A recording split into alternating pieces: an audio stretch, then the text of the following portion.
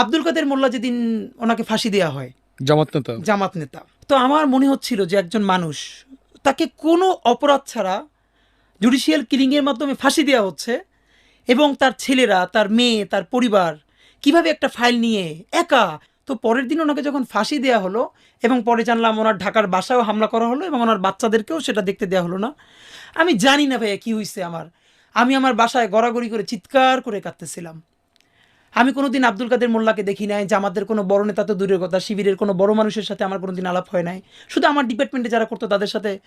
আমি চিৎকার করে গড়াগড়ি করে কাঁদতেছিলাম। আমার মনে হইতেছিল যে আমার অতি পরিচিত একজন মানুষ, যে মাজলুম, তারে আমাদের সামনে বসে, এইখানে আমার বাসার পাশে কোর্ট, আমার বাসা রামপুরা, এই এখান থেকে এত কাছে, তারে ফাঁসি দেওয়া হইলো কোটি কোটি মানুষের সামনে, আমরা দেখতেছি, কিন্তু কেউ কিছু বলতে পারতেছে না।